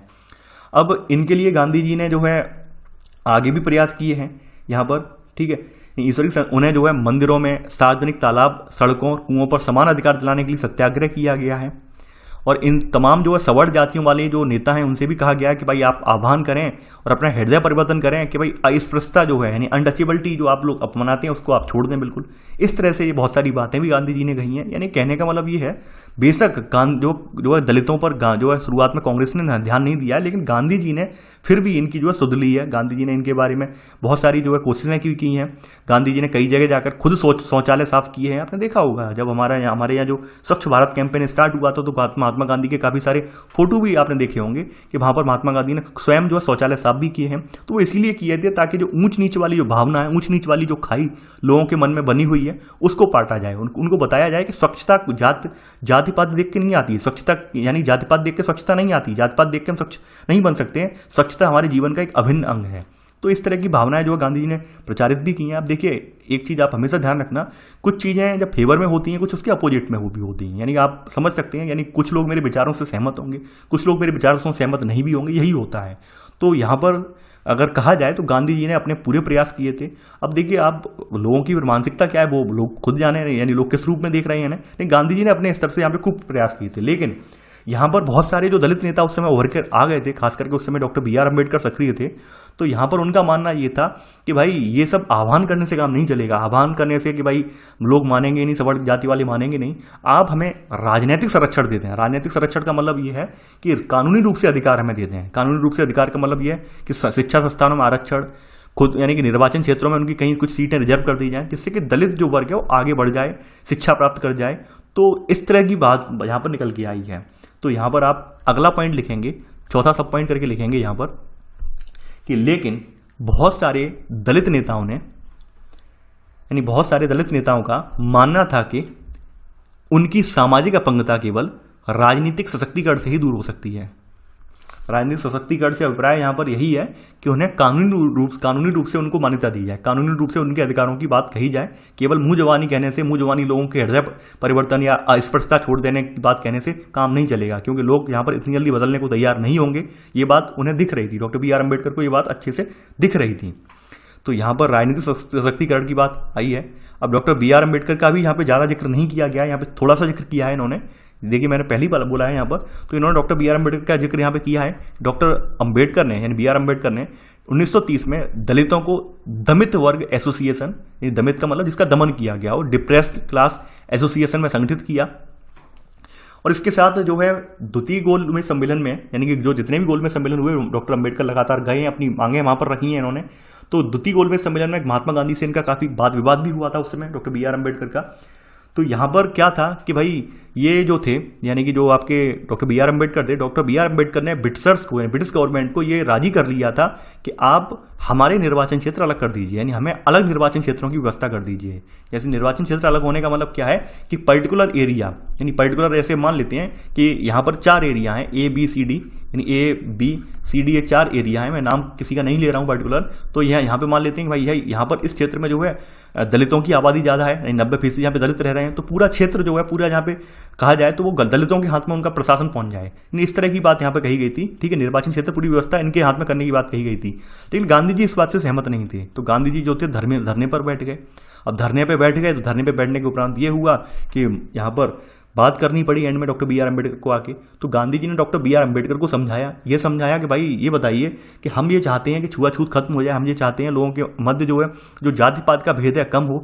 अब आप जो इस तरह की बात आपने जो कही है कि अलग निर्वाचन क्षेत्र कर दिया जाए, तो अलग निर्वाचन क्षेत्र का मतलब ये होगा कि यहाँ पर लोग फिर बार बार यही बात कहेंगे, यानी BCD जो आपके 4 स्टेट ये वाले हैं, तो ये अगर मान लो यहाँ पे सवर्ण हिंदू रह रहे हैं, यहाँ पे अपर कास्ट वाले लोग ज्यादा हैं, तो वो ये कहेंगे भाई यहाँ पर जो दलित वर्ग है वो यहाँ से निकल के यहाँ पहुंच जाए, यहाँ पर क्यों रह रहे हैं, फिर ऐसी बात निकल के आएगी सामने। दूसरी बात ये है कि जैसे तैसे करके हम एकीकरण चाह रहे हैं, यानी जो दलित वर्ग के साथ सदियों से जो होता आ रहा था उससे हमें मतलब नहीं है, लेकिन वर्तमान इसका जो भविष्य जो है बेटर बनाना चाह रहे हैं, यानी कि लोगों के साथ इसे एकीकृत करना चाह रहे हैं।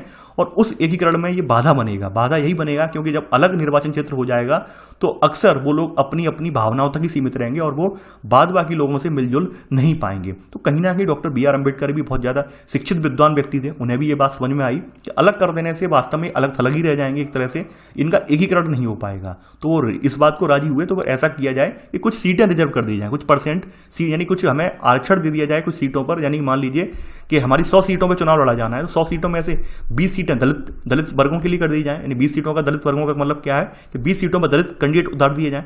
लेकिन यहाँ पे जो मतदान होगा इनके लिए, दलित कैंडिडेटों के लिए, वो एक आम मतदान होगा, यानी कि वहां पर सामान्य निर्वाचन होगा इनके लिए। कोई स्पेशल नहीं होगा कि भाई दलित खड़े हुए हैं तो दलित ही यहाँ पे वोट डालेंगे, ऐसा कुछ नहीं होगा। सभी वर्गों के यहाँ पे वोट डालेंगे। और अगर निर्वाचन क्षेत्र अलग हो जाता तो यही होता कि भाई निर्वाचन क्षेत्र अलग होने का मतलब है कि वोटर भी दलित है और खड़ा होने वाला कैंडिडेट भी दलित है, फिर तो वहां पर ये होता। तो इस तरह की व्यवस्था की बात कही है, तो वो बात यहाँ पर बताई गई है। और ये इस एक्ट के लिए, यानी कि इस कानून के विरोध में या फिर जो अलग निर्वाचन क्षेत्र की बात के विरोध में जो समझौता हुआ है, इसे पूना पैक्ट के नाम से जाना गया, यानी पूना समझौता जाना गया, पूना समझौता के नाम से इसे जाना भी गया है। तो ये कहानी थी इसके पीछे की, वो कहानी पहले मैंने बता दी है। अब लिखते चलते हैं एक करके। यहाँ पे सेकंड पॉइंट आपने लिख लिया होगा, तो सेकंड का सब पॉइंट आप लिखेंगे पहला कि दलितों के लिए अलग निर्वाचन क्षेत्र, दलितों के लिए अलग निर्वाचन क्षेत्र की मांग को जब ब्रिटिश सरकार ने मान लिया, दलितों के अलग निर्वाचन क्षेत्र की मांग को जब ब्रिटिश सरकार ने मान लिया, तो गांधी जी आमरण अनशन, यानी आमरण का मतलब जानते होंगे कि भाई मरने तक, ठीक है, तो गांधी जी आमरण अनशन पर बैठ गए। अब इसमें सब पॉइंट, अगला सब पॉइंट नोट कर लेना, सेकंड का सेकंड सब पॉइंट, यानी इनका मत था गांधी जी का कि दलितों के लिए अलग निर्वाचन क्षेत्रों की व्यवस्था से समाज में उनके एकीकरण की प्रक्रिया धीमी पड़ जाएगी, समाज में उनका एकीकरण बहुत धीमी गति से होगा। एंड में आके यहाँ पर थर्ड सब पॉइंट यही कहता है, आखिरकार अंबेडकर जी जो हैं वो गांधी जी की राय उन्होंने मान ली और सितंबर 1932 में पूना पैक्ट पर हस्ताक्षर कर दिए। यहाँ थर्ड सब पॉइंट आप नोट कर लेना। इससे क्या हुआ, इससे दमित वर्ग यानी कि वही डिप्राइव्ड वर्ग जो है, तो इन्हें केंद्रीय और विधायी परिषदों में आरक्षित सीटें मिल गईं। आरक्षित का मतलब ये है कि मान ली 100 सीटें थी, 100 में से 20 पर दलित कैंडिडेट खड़े किए जाएंगे। अब ये तय हो गया, ठीक है, और चुनाव प्रक्रिया वही रहेगी, यानी कि एक जन सामान्य वाला चुनाव रहेगा, यानी सभी लोग वोट डालेंगे। वहां पर ये नहीं होगा कि दलित कैंडिडेट खड़ा हुआ तो केवल दलित वोट डालेंगे, ऐसा बिल्कुल नहीं होगा, ठीक है। साफ साफ लिखा भी है, हालांकि उनके लिए मतदान सामान्य निर्वाचन क्षेत्रों में ही होता था, ठीक है। तो ये बात यहाँ पूना पैक्ट आपने देख लिया किस तरह से पूना पैक्ट हुआ है। तो ये तो दलित वर्ग का था, ठीक है। इन दलित वर्ग के प्रयास कैसे रहे हैं, दलित वर्ग का किस तरह से योगदान रहा है सविनय अवज्ञा में, दलित वर्ग क्यों खड़ा नहीं हुआ है सविनय अवज्ञा आंदोलन के साथ, तो वो बात आपने यहाँ पर देख ली है। दलित वर्ग की जो शंकाएं थी वो वास्तव में जायज थी। और दलित वर्ग ऐसा नहीं है कि दलित वर्ग ये सब इनकी मांगे पूना पैक्ट होने के बाद भी संतुष्ट नहीं हो गया था। वो अक्सर कांग्रेस को दलित नेता जो थे वो शंका की दृष्टि से ही देखते थे, क्योंकि शंका की दृष्टि से देखने का रीजन ये था कि कांग्रेस जो थी वहां पे सवर्ण लोगों का प्रभुत्व था उस समय, तो उन्हें यही लगता था कि भाई अभी बात जो कह दी है कहीं ये मुकर ना जाए। दलित वर्ग अपने अपने अधिकारों को लेकर, जो दलितों के उस समय नेता doctor B R Ambedkar worker आए थे, तो वो इस बात को लेकर बहुत ज्यादा सचेत थे कि कहीं ऐसा ना हो कि इनकी मांग दबा दी जाए, ठीक। इसलिए कांग्रेस के लोगों को शंका की दृष्टि से देखते थे, ठीक है। ये लिखना नहीं है, पूरी कहानी बताई गई है यहाँ पे। आगे बढ़ते हैं। अब देखिए मुस्लिम का क्या हाल है, यानी कि जो मुस्लिम 90 जो आपके देखा जाए खिलाफत आंदोलन में जो मुस्लिम बढ़ चढ़कर आगे आए थे, बिल्कुल आगे बढ़ चढ़कर हिस्सा लिया था खिलाफत असहयोग आंदोलन में, क्या वो असहयोग जो बाद में सविनय अवज्ञा आंदोलन स्टार्ट हुआ, क्या उसमें वो पार्टिसिपेट किया है उन्होंने या नहीं किया है, ये हमें देखेंगे यहाँ पर। तो यहाँ पर अगर हम देखें मुस्लिमों वर्ग का, तो यहाँ पर भारत के कुछ मुस्लिम राजनीतिक संगठनों ने भी यहाँ पर सविनय अवज्ञा आंदोलन में कोई खास उत्साह नहीं दिखाया यहाँ पर, ठीक है। यानी कि यहाँ पर न दिखाने का रीजन, देखिए लाइन लिखना मत, अभी मैंने अभी अंडरलाइन कर दिया जल्दी में। तो यहाँ पर न दिखाने का रीजन ये था क्योंकि बात ये था, इन्हें ये लगने लगा था कि यहाँ पर हिंदूवादी संगठन ज़्यादा सक्रिय हैं, यानी कि यहाँ पर जो कांग्रेस का साथ जो है, कांग्रेस का साथ जो हिंदूवादी संगठन दे रहे हैं अब, और ऐसे में हमारी जो अल्पसंख्यक वाली मांगे हैं वो ये मानेंगे नहीं। तो ऐसे में वहाँ पर कुछ जो नेता थे मुस्लिम लीग नेता, जैसे मोहम्मद अली जिन्ना के नेतृत्व में कुछ नेता थे, वो अलग थलग पड़ गए और अलग अपना क्षेत्र की मांग करने लगे। उस मांग को लेकर जो है काफ़ी गहमा गहमी भी हुई है, एक सभा भी आयोजित की गई है, सर्वदलीय सभा आयोजित की गई है। लेकिन वहाँ पर क्या है, कुछ हिंदूवादी नेताओं ने अपने खुलकर कह दिया है कि हम इन्हें कुछ भी नहीं देंगे, कुछ भी इनकी मांगे मानने को तैयार नहीं होंगे। ऐसे करके वो जो जहाँ कहा जाए समझौते वाली बात थी, जैसे यहाँ पर गांधी जी ने डॉक्टर बी आर अम्बेडकर से समझौता कर लिया था पूना पैक्ट के जरिए, तो वो समझौते वाली बात ऐसे करके यहाँ पे खत्म हो गई है। और एंड में आप देखेंगे फिर मोहम्मद अली जिन्ना जो अलग ही चले गए हैं और बाद में पाकिस्तान अलग बनाना पड़ा है, तो वो आपने देखेंगे अब यहाँ पर। तो यहाँ पे थर्ड पॉइंट लिख लेना आप कि भारत के कुछ मुस्लिम राजनीतिक संगठनों ने, यानी कि भारत के कुछ मुस्लिम राजनीतिक संगठनों ने भी असहयोग खिलाफत आंदोलन के शांत पड़ जाने के बाद सबने विज्ञान आंदोलन के प्रति कोई खास उत्साह नहीं दिखाया, कोई खास उत्साह नहीं दिखाया। इसी में सब पॉइंट 1920 के दशक के मध्य से कांग्रेस हिंदू महासभा जैसे हिंदू धार्मिक राष्ट्रवादी संगठनों के करीब आ गई। इससे क्या हुआ, इससे आने से करीब आने से क्या हुआ, जो हिंदू मुस्लिम एकता वाली विवाद थी वो कहीं ना कहीं संबंध खराब होते गए, यानी इससे हिंदू मुसलमानों के बीच संबंध खराब होते गए और कई शहरों में सांप्रदायिक टकराव व दंगे हुए, यानी धीरे धीरे करके मुस्लिमों हिंदू मुस्लिमों संगठन यानी जो है संबंध खराब होते गए हैं और यहाँ पर कई जगह जो है सांप्रदायिक टकराव हुए हैं, दंगे भी हुए हैं। अब ऐसे में ही यहाँ पर जो है मुस्लिम नेता जो अलग सेपरेट होने की बात करने लगे हैं।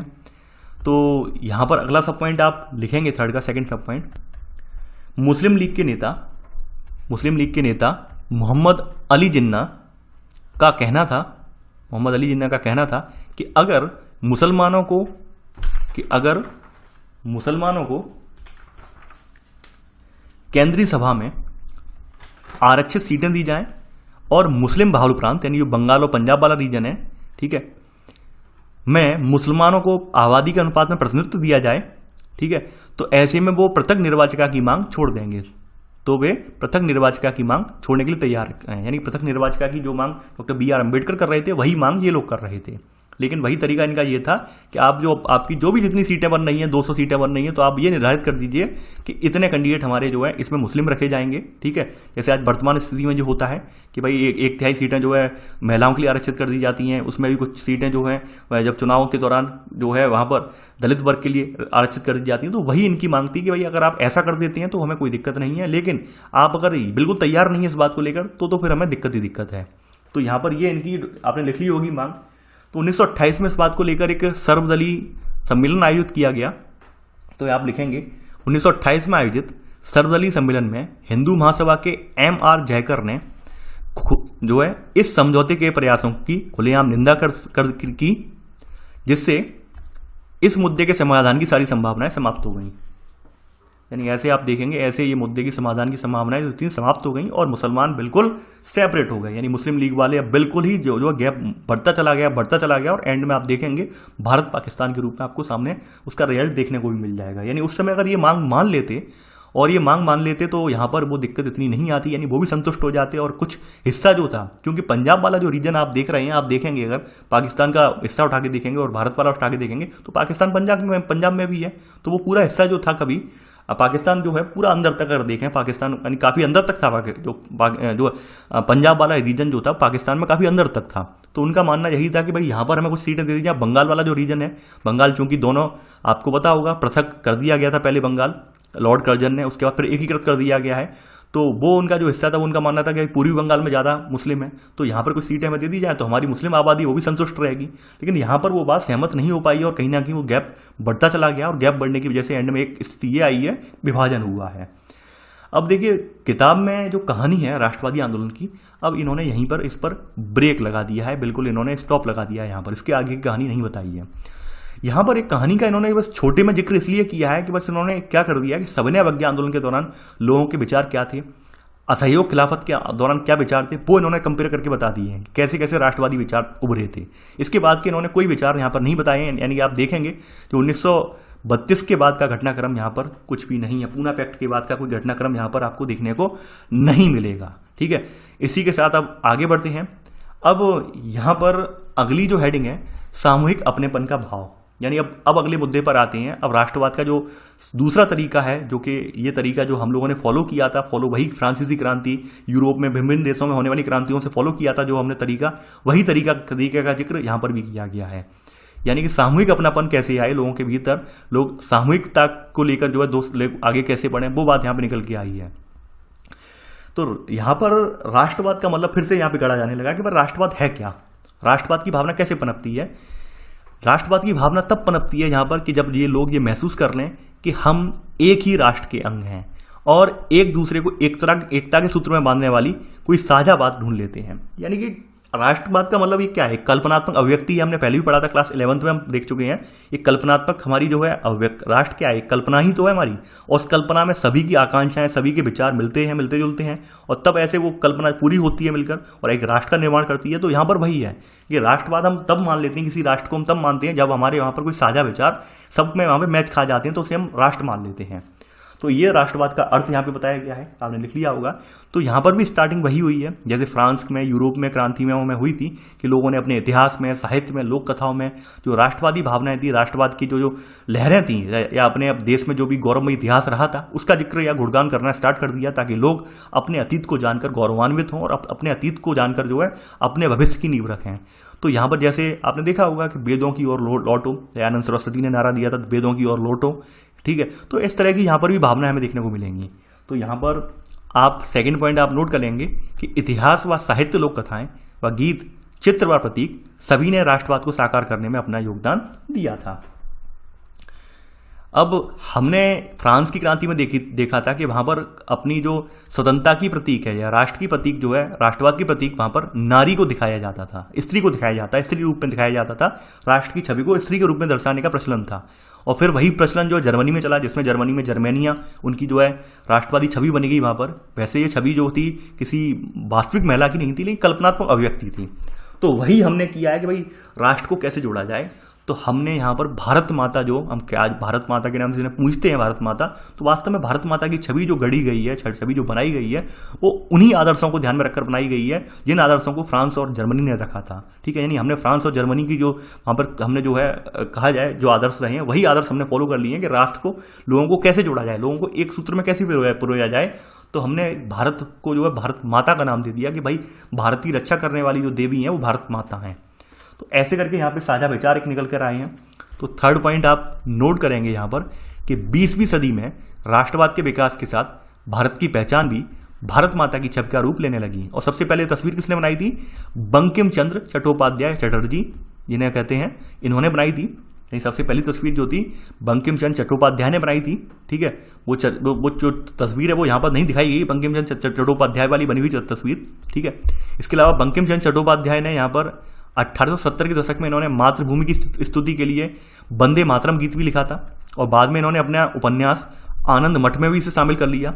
देखिए यहाँ पर एक क्वेश्चन और मैं बताता हूँ, यहाँ पर जो थर्ड का सेकंड सब पॉइंट है, अक्सर क्वेश्चन उल्टा पूछा जाता है कि वंदे मातरम कहाँ से लिया गया है। वंदे मातरम कहीं से लिया नहीं गया है, वंदे मातरम एक स्वतंत्र गीत के रूप में पहले लिखा गया था और बाद में इसे संकलित कर दिया गया, बाद में इसे शामिल कर दिया गया है। और जबकि काफी बार मैंने देखा है, काफी जगह टीचर्स वगैरह जो है बच्चों से प्रश्न पूछते हैं कि वंदे मातरम कहाँ से लिया गया। वंदे मातरम कहीं से लिया नहीं गया है, वंदे मातरम पहले लिखा गया था। और अगर आपको यकीन ना हो तो आपके सामने प्रूफ यही है, और ये प्रूफ आपको एक दो किताबें, स्टैंडर्ड किताब है, वहां पर भी देखने को ये मिल जाएगा। साफ साफ लिखा हुआ है कि वंदे मातरम पहले लिखा गया था और आनंद मठ में से बाद में शामिल कर लिया गया है। जबकि आपने देखा होगा काफी जगह प्रश्न यही पूछा जाता है कि वंदे मातरम कहाँ से लिया गया है, कहाँ से लिया नहीं गया है, ये पहले लिखा गया था।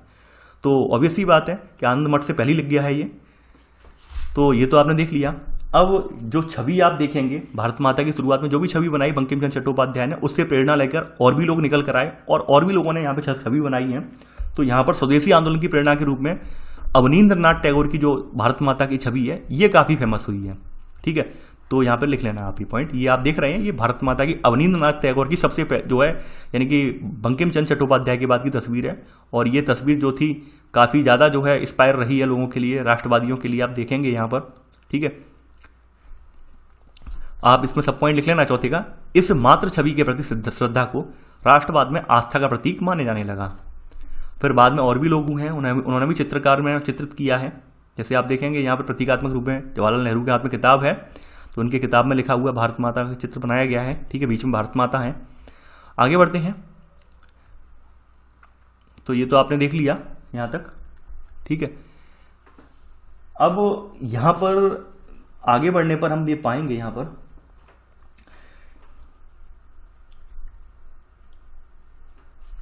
अब देखिए यहाँ पर क्या था, आगे बढ़ने पर यहाँ पर हम देखते हैं कि 19वीं सदी में आकर क्या हुआ, आपके जो चारण और भाट हैं, चारण भाट कौन होते थे? चारण भाट एक जनजातियां यानी कि एक जाति के लोग होते हैं चारण या भाट। इनका पहले ये काम था, यानी ये राजे रजवाड़ों से संबंधित थे ये लोग, और ये अपने अपने राजाओं की प्रशंसा जो थे, प्रशस्ति जो हम कहते हैं, प्रशंसाएं गाते थे, ठीक है। वृद्धावली जिसे हम बोलते हैं, वृद्धावली, जैसे आपने रामायण देखी होगी, तो रामायण में मैं सीन बता दे रहा हूँ। रामायण में जो सीन है एक, जहाँ पर जनक के यहाँ जो है धनुष तोड़ा जाता है, तो वहाँ पर वो बिरदावली वाला प्रचलन है, वो चारण भाटी सुनाते थे। ठीक है, वहाँ पर उन्होंने बंदीजन दिखाए हैं, लेकिन वो चारण भाटों का ही रोल था वहाँ पर, यानी किसी भी राजा की बिरदावली, प्रशंसा गीत वो चारण भाटी सुनाते थे। और ये परंपरा इनमें चली आ रही थी, शुरुआत से चली आ रही थी, यानी कि पीढ़ी दर पीढ़ी तो ये लोग यही करते थे, अपने अपने राजाओं की जो थे प्रशंसा गीत सुनाते थे। तो यहाँ पर क्या था कि 19वीं सदी में जब राष्ट्रवाद की भावना पनपी है, तो फिर चारण भाटों के द्वारा जो कहानियां सुनाई जाती थी, किस्से सुनाए जाते थे, इनको लोक कथाओं में दर्ज करना स्टार्ट कर दिया गया है। यानी जो भी कहानियां रही, कल्पनात्मक रही हैं, जो भी रही हैं, और ऐसे करके क्यों ये किया गया कि ताकि लोग अपने अतीत को पहचान सकें। भाई अतीत में ऐसे ऐसे लोग रहे, अतीत में ये लोग रहे। ठीक है, आपने देखा होगा तमाम, जैसे बुंदेलखंड का इतिहास अगर आप उठा के देखें तो आला उदल आपने देखा होगा, तो वो कहानियां जोड़ी गई, महाभारत की पौराणिक किरदारों से कहानियां वो जोड़ी गई। तो ये सब चीजें आपको देखने को मिलेंगी। ठीक है, यानी वास्तव में अगर आप इसका आलोचनात्मक रूप में मूल्यांकन करेंगे तो आप ये पाएंगे यहाँ पर बहुत सारी कहानियां जो थी केवल उत्साहवर्धन के उद्देश्य से रखी गई थी, सच नहीं थी, लेकिन बाद में समय आते आते वो क्या था, किताबों में नोट कर दी गई और वो बाद में सच भी मान ली गई हैं, लेकिन वो वास्तव में सच नहीं थी। तो यहाँ पर वही हुआ है। अगला पॉइंट आप लिखेंगे, 5वां पॉइंट, कि 19वीं सदी के आखिर में राष्ट्रवादियों ने भाटों व चारणों द्वारा गाई सुनाई जाने वाली लोक कथाओं को दर्ज करना शुरू कर दिया। तो यहाँ पर जब लोक कथाएं दर्ज की गई तो गांव गांव में जाके सुनाने लगे, और सुनाने से लोगों का प्रभाव एकदम पड़ा। आप कभी राजस्थान में जाएं तो राजस्थान में आज भी आपको बहुत अच्छे से सुनाते हैं, भाट चारण जो है बहुत अच्छे से सुनाते हैं, तो आप कभी सुनना वहाँ। और ऐसे ही मैं इसी परंपरा पर जो बंगाल के रविन्द्रनाथ टैगोर भी आगे निकल पड़े, और इन्होंने लोक गाथा गीत, बाल गीत, मिथक का मतलब होता है मिस वाली घटनाएं, यानी कि कहते नहीं कि वो एक राजा हुआ करता था, उसका ये सोने का महल था, ये मिथक घटनाएं हैं। तो इस तरह की घटनाओं को इकट्ठा करने निकल पड़े। निकलने का उद्देश्य यही था कि भाई लोगों को अपनी पुरातन संस्कृति, पुरातन कल्चर है, उससे अवगत करवाएं। चाहे जो भी कल्चर है उनका सच है या झूठ है, लेकिन लोग अपने अतीत को जान पाएं, अतीत से लोग जुड़ जाएं। तो अतीत से जब जुड़ जाएंगे लोग, तो ऑब्वियस सी बात है जो वर्तमान की जो व्यवस्था है उसको बदलने के लिए लोग प्रेरित होंगे। वहीं मद्रास की बात करें तो मद्रास में नटेशा शास्त्री करके एक व्यक्ति थे। इन्होंने the folklores of southern India के नाम से तमिल लोक कथाओं का एक विशाल संकलन 4 खंडों में प्रकाशित किया। ये पूछा गया है ये वाला, ठीक है, कि मद्रास में किसने किया? नटेशा शास्त्री ने। ठीक है, the folklores of the southern India. तो ये आपने 5वें का सब पॉइंट नोट कर लिया। आगे बढ़ते हैं। अब इसी के साथ साथ फ्रांस की क्रांति में, जर्मनी क्रांति में झंडा जो प्रतीक रहा था, वही झंडा हमने अपनाया है, और हमारे यहाँ भी उसी तरह से प्रक्रिया अपनाई गई है जैसे फ्रांस में अपनाई गई थी झंडे को बनाने की। तो सबसे पहले झंडा हमारा बंगाल में तैयार हुआ है। तो बंगाल में स्वदेशी आंदोलन के दौरान तिरंगा झंडा यानी हरा पीला लाल तैयार किया गया, जिसमें ब्रिटिश भारत के 8 प्रांतों का प्रतिनिधित्व करने वाले कमल का फूल था, और वहीं हिंदुओं और मुसलमानों का प्रतिनिधित्व करने वाला एक अर्धचंद्र बनाया गया था। ठीक है, 1921 में क्या है, महात्मा गांधी ने भी स्वराज का झंडा तैयार कर लिया। अब जो झंडा था वो सफेद, हरा और लाल हो गया, और इसमें जो है गांधीवादी तर्कों को दर्शाया गया, जो कि यहां पर स्वावलंबन का प्रतीक था। ये आप लिख लेना। ठीक है, आगे बढ़ते हैं। तो आप देखेंगे कहीं ना कहीं यहां पर लोगों को राष्ट्रवाद जगाने की तमाम भावनाएं ढूंढी गई हैं, लोक कथाओं के माध्यम से ढूंढी गई हैं। अब इतिहास की पुनर्व्याख्या भी स्टार्ट कर दी है, यानी कि इतिहास जो था, इतिहास देखिए, इतिहास लेखन को अगर आप गहनता से देखेंगे तो इतिहास लेखन का जो प्रॉपर तरीका अगर आप पाएंगे तो वो आप जो आपके मुस्लिम शासक आए, मुस्लिम शासकों के काल में इतिहास लेखन की जो भावना थी वो प्रबल रही है। उससे पहले के जो शासक रहे उन्होंने इतिहास लेखन पर ज़्यादा ध्यान नहीं दिया था। अगर आप इतिहास को स्वयं उठा के पढ़ें, इतिहास को डेप्थ में पढ़ें, तो आप पाएंगे मोस्टली अपने भारत में जो इतिहास लेखन की परंपरा रही है वो मुस्लिम शासकों में एक सटीक रही है। मुस्लिम शासकों ने अपना प्रॉपर वे में इतिहास लिखवाया है, जबकि अन्य शासकों ने इस पर बहुत ज़्यादा ध्यान नहीं दिया है। तो फिर क्या था, ऐसे में आप समझ सकते हैं तमाम राजाओं का इतिहास वो दबकर भी रह गया था। तो ऐसे में इतिहास की जो पुराने खंडर जो पड़े थे उनको देखते हुए, पुराने खंडरों और पांडुलिपि वगैरह ढूंढ ढांड कर यहाँ पर इतिहास को पुनः से लिखना स्टार्ट करवाया गया है, जिससे कि राष्ट्रवाद की भावना पैदा हो। तो यहाँ पर अगला पॉइंट यही है कि इतिहास की पुनर्व्याख्या राष्ट्रवाद की भावना पैदा करने का एक और साधन थी। यानी अगर अंग्रेजों की नज़र देखें तो अंग्रेजों की नज़र में तो उन्होंने भारतीयों को क्या माना था कि पिछड़े हुए हैं, आदिम प्रकृति के हैं। आदिम जानते हैं कि बिल्कुल आदमखोर टाइप के हैं, यानी खुद का शासन नहीं चला सकते, यानी ये शारीरिक मेहनत कर सकते हैं, शरीर से मेहनत कर सकते हैं, लेकिन दिमाग नहीं है इनमें। अंग्रेजों की नज़र में हम भारतीय ऐसे थे। लेकिन इसके जवाब में हमने क्या किया, यानी भारत के लोगों ने अपने अतीत की परंपरा, अपनी जो महान उपलब्धियां हैं, इनकी खोज में अतीत की ओर देखने लगे। ठीक है, इन्होंने क्या किया, इन्होंने प्राचीन युग के बारे में लिखना शुरू किया। जब कला, वास्तुशिल्प, वास्तुशिल्प जो है विज्ञान, गणित, धर्म और संस्कृति, कानून और दर्शन, हस्तकला, व्यापार, फल फूल रहे थे। तो इन्होंने इनका जिक्र करना स्टार्ट कर दिया। यानी आपके दक्षिण भारत में जो जो आपकी कलात्मक अभिव्यक्तियां हैं, आपकी जो भी वास्तुशिल्प वाली अभिव्यक्तियां हैं, उन सबको दर्शाया। कहा देख लीजिए हमारे ये यहाँ पर जाकर, यानी कि हम लोग बहुत समृद्ध रहे हैं, हमें लोगों को आपने आके यहाँ पर दबा लिया है बस। तो ऐसे करके लोगों जो हैं, लोगों के अंदर ये बात संचार हुआ कि भाई हम कहीं ना कहीं पहले आज़ाद रहे थे, पहले हमारा कल्चर बहुत ज़्यादा गौरवान्वित रहा था, तो अब हमें फिर से आज़ाद होना है, फिर से हमें एक राष्ट्र का निर्माण करना है।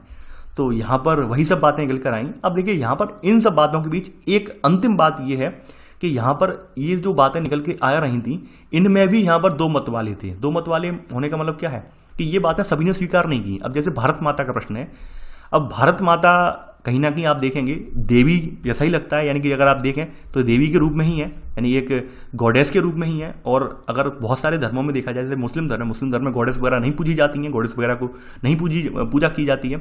तो यहाँ पर भी वही देखने को मिलेगा, काफ़ी सारे धर्म वगैरह वाले लोग जो थे वो इन सब चीज़ों से कटने लगे। कटने का मतलब यही था क्योंकि जो तरीका इन्होंने अपनाया था राष्ट्रवाद की भावना संचार करने का, उसमें पूरा सब प्रतीक, पूरा सब जहाँ पे तरीका वो सब हिंदूवादी वाला था, हिंदू प्रतीकों वाला था। तो इस वजह से अन्य समुदाय जो होते हैं इन सबसे कटने लगे और अपने आप को अलग थलग महसूस करने लगे हैं। तो 8वां पॉइंट यही लिख लेना कि जिस अतीत का गौरवगान किया जा रहा था वह हिंदुओं का अतीत था, जिन छवियों का सहारा लिया जा रहा था वो हिंदू प्रतीक थे, इसलिए जो अन्य समुदाय थे वो अलग थलग महसूस करने लगे, यानी कि उन लोगों ने इस पर दिलचस्पी नहीं दिखाई है। तो इसी के साथ साथ भाई आपका चैप्टर एंड हो जाता है और आशा करता हूँ आपको चैप्टर समझ में आया होगा। जैसा कि मैंने आपको पहले ही बात क्लियर कर दी थी कि ये चैप्टर पूरा नहीं है और आपने देख भी लिया कि पूरा ये नहीं है, केवल और केवल उन्होंने दर्शाया है कुछ पॉइंट्स में कि राष्ट्रवाद की भावना कैसे विकसित हुई है। तो आप अगर वास्तविकता देखेंगे तो वास्तविकता में राष्ट्रवाद की भावना वाला जो पोर्शन है वो, ये पोर्शन अगर देखा जाए ये पहले रखना था, लेकिन उन्होंने वही है कि पहले अपनी भूमिका पूरी निभाई है, भूमिका पूरी बनाकर लिखवाया है। तो आई होप आपको चैप्टर समझ में आया होगा। आप लोग अपने नोट्स बनाते रहिए, प्रॉपर वे में स्टडी करते रहिए। तो चलिए आज के लिए बस इतना ही। Thanks for watching. जय हिंद।